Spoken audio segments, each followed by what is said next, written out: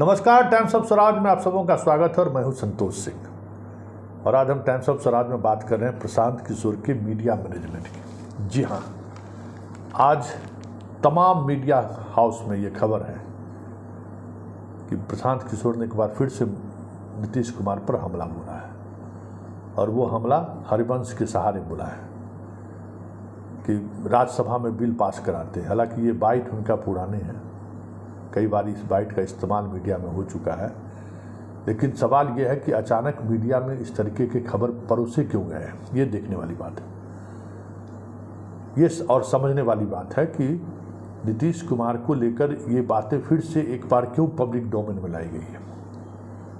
स्वाभाविक है, दिल्ली के लेकर जो अध्यादेश आया है उस अध्यादेश में जदयू ने व्हिप जारी किया है, अपने पार्टी के तमाम सांसदों से कहा है कि जिस दिन बिल पेश होगा उपस्थित होना है, और व्हिप में ये भी है कि उनके खिलाफ वोट करना है। कई मीडिया हाउस में पहले से भी खबर चली आ रही है कि हरिवंश क्या करेंगे। वो राज्यसभा के उपसभापति हैं, अगर जिस समय वोटिंग होती है उस समय अगर वो चेयर पर रहेंगे तो फिर वो वोट देने से बच सकते हैं, लेकिन अगर वो चेयर पर नहीं रहे तो फिर उन्हें वोटिंग करना होगा।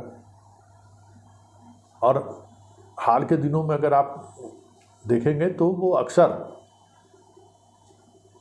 कांग्रेस के राष्ट्रीय अध्यक्ष के बगल वाली कुर्सी पर बैठते हैं, उन पर लोगों की पैनी नज़र है और उन्हीं के सहारे लोग नीतीश को घेरना चाहते हैं।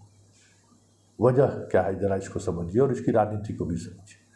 लेकिन इस पर चर्चा करने से पहले जरा प्रशांत किशोर की उस बाइट को सुन लीजिए। जो पुरानी बाइट है लेकिन बाइट को सुन लीजिए, लेकिन दो बाइट हम सुनाएंगे आपको, उससे बहुत सारी चीज़ें स्पष्ट हो जाएंगी कि प्रशांत किशोर और जो मीडिया है जो चाहती है कि बीजेपी को एज मिले बिहार में, वो किस तरीके से खबर प्लान करता है और रणनीति क्या है, जरा इसको समझने की जरूरत है। लेकिन पहले प्रशांत किशोर की उस बाइट को सुन लीजिए।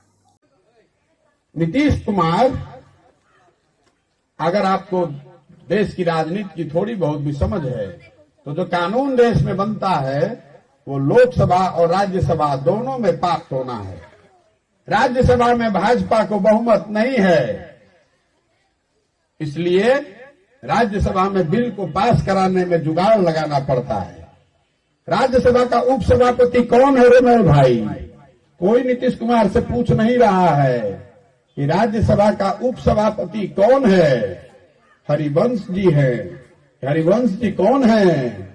नीतीश कुमार के पार्टी के एमपी हैं। तो अगर आपने एनडीए छोड़ दिया है तो उस पद को छोड़ काहे नहीं रहे हैं?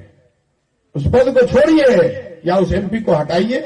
राज्यसभा में भाजपा का बिल पास कराने में अपना दल का आदमी लगाए हुए हैं। अब बिहार में गठबंधन बनाकर फिर ठगने का उपाय कर रहे हैं।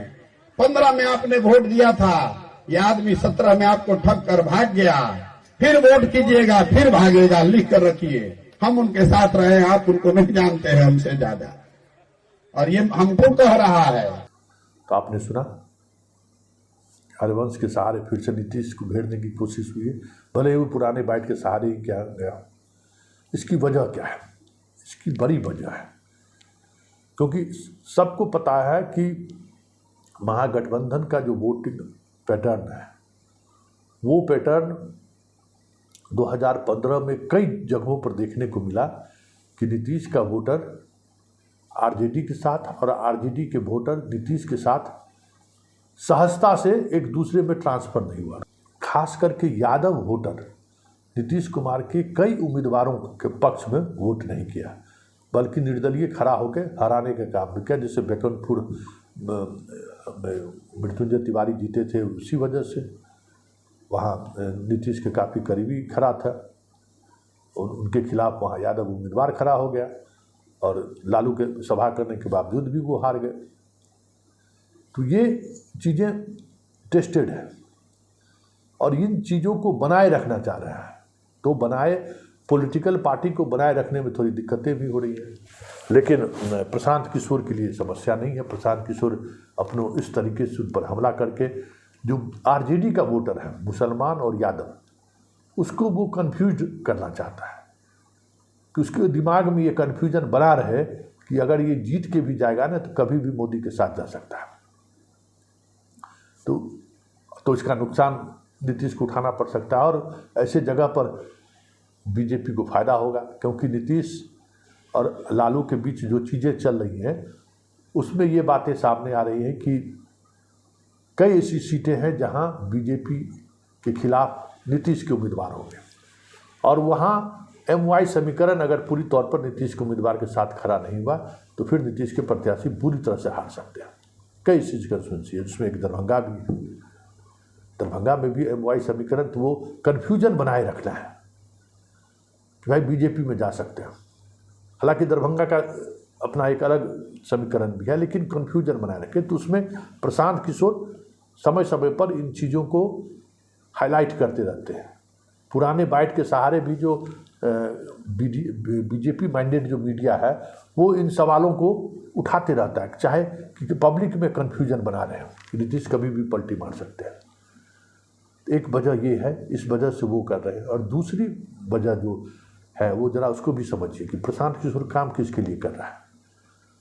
कई बार सवाल खड़ा हुआ कि भाई प्रशांत किशोर बिहार बदलने चले क्या सोचते हैं, तो जरा प्रशांत किशोर की इस बाइट को भी सुनिए जो कल उन्होंने समस्तीपुर में दिया है। अब उसकी रणनीति बदल गई। उन्होंने जो पदयात्रा शुरू किया था तो उन्होंने टारगेट रखा था कि लोकसभा चुनाव से पहले पूरे प्रदेश में हम घूम जाएंगे, लेकिन वो छठे जिला में ही अभी तक फंसे हुए हैं और अक्टूबर में कह रहे हैं कि हम नई पार्टी, मतलब लोकसभा चुनाव से पहले 4-5 जिला और ये घूमेंगे। लेकिन टारगेट देखिए ये किस जिले पे ज़्यादा फोकस कर रहे हैं और कैसे फोकस कर रहे हैं। ये सारे जिले ऐसे हैं जहां एनडीए कंफर्ट स्थिति में है। देखिए बेतिया से लेके आप चले आइए, जिस रास्ते से ये गुजरे हैं, अब देखिए अधिकांश कंस्टिट्यूंसी ऐसा है लोकसभा का जहां बीजेपी कंफर्ट स्थिति में है। लेकिन महागठबंधन के साथ आने के बाद, क्योंकि अगर नीतीश का वोट बैंक और आरजेडी का वोट बैंक आएगा तो वो तमाम ऐसी सीटें हैं जहां उनकी वापसी मुश्किल होगी, चाहे मोतिहारी हो, शिवहर हो, जो भी वो सीटें हैं उस तरफ के, बेतिया हो, बगहा हो, मतबगा नहीं वाल्मीकि नगर हो, गोपालगंज में रिजर्व कंस्टिट्यूंसी है तो थोड़ा उसका उस पर प्रभाव नहीं पड़े, बाकी लेकिन सब सीटों पर प्रभाव, छपरा हो, महाराजगंज हो, प्रभाव पड़ सकता है। तो प्रशांत किशोर इन लोकसभा चुनाव में अपने उम्मीदवार घोषित करेंगे, जो अपने हालिया इंटरव्यू में उन्होंने कहा। तो पहले जरा उस इंटरव्यू को आप सुन लीजिए। मैंने जब पदयात्रा की शुरुआत की थी तो ये जरूर बताया था कि पदयात्रा के बाद अगर सब लोग मिलकर दल बनाएंगे। जब पदयात्रा शुरू की गई थी तो एक अनुमान था कि एक जिले में 10 दिन 15 दिन का समय लगेगा, उसके मुकाबले 50 दिन 60 दिन लग रहा है।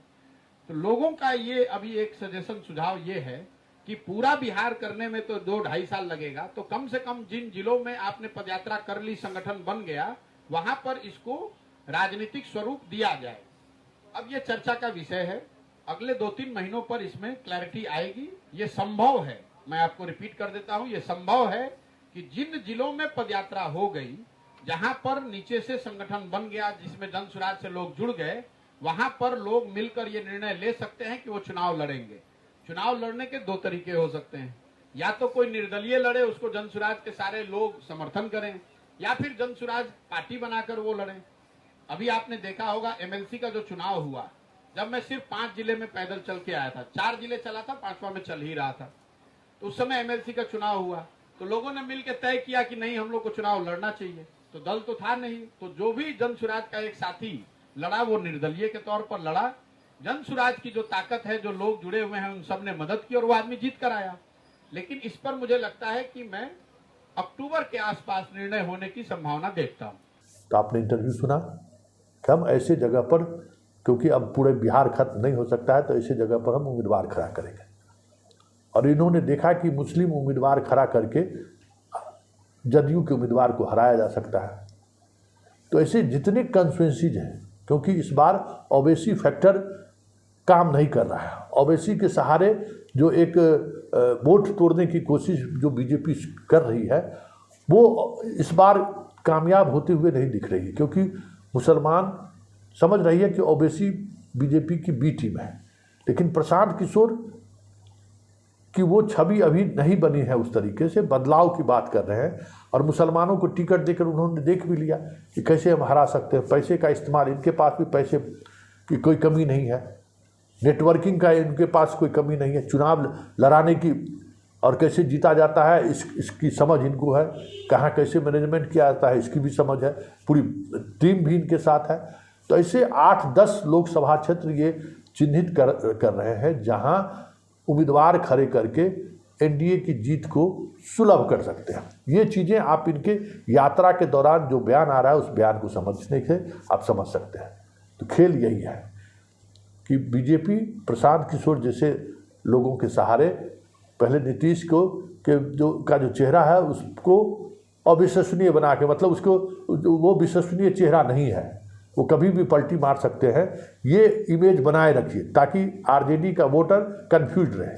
दूसरी तरफ उन सीटों पर आप ज़्यादा फोकस कीजिए जहां महागठबंधन के वोट बैंक के जैसे महागठबंधन से जुड़े कार्यकर्ताओं को या जाति को आप लोकसभा में टिकट देकर मदद करिए बीजेपी को जीतने में। इनकी पूरी रणनीति यही है और सारा बयान आप जब गौर कीजिएगा तो इसी रणनीति के तहत आगे बढ़ रहे हैं। तो ये आप कह सकते हैं कि बिहार में ओवैसी जो काम करने की कोशिश पिछले कई वर्षों से कर रहे हैं, आने वाले समय में आपको बिहार में प्रशांत किशोर वो काम करते हुए दिखे तो कोई बड़ी बात नहीं होगी। और बार बार जो इन पर आरोप लगता है कि ये बीजेपी के बी टीम है और ये बीजेपी की मदद करने के लिए बिहार में इस तरह की पदयात्रा कर रहे हैं, वो ये साफ दिख रहा है।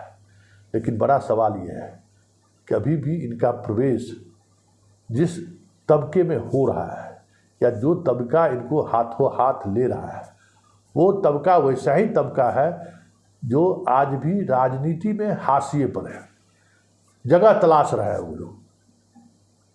अब उसके सहारे ये कितना बीजेपी को फायदा पहुंचाते हैं ये तो आने वाला वक्त बताएगा।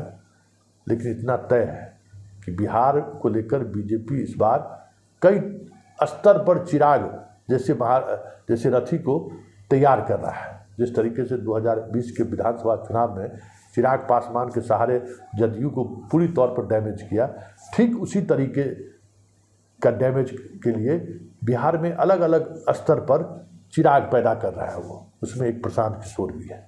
अब देखना यह है कि प्रशांत किशोर इस मिशन को बीजेपी के लिए कितना कामयाब तक पहुंचा सकता है, क्योंकि पैसे की तो कोई कमी है नहीं, सारे संसाधन इनके साथ चल रहे हैं। इसलिए ये कहा जा सकता है कि 2024 का चुनाव जो दिख रहा है और जो रिजल्ट होगा कहना मुश्किल है, क्योंकि एक से एक पीठ के पीछे ऐसे ऐसे योद्धा को लगाया गया है जो योद्धा 1000-10,000 वोट भी काट कर परिणाम को बदल दे तो कोई बड़ी बात नहीं होगी।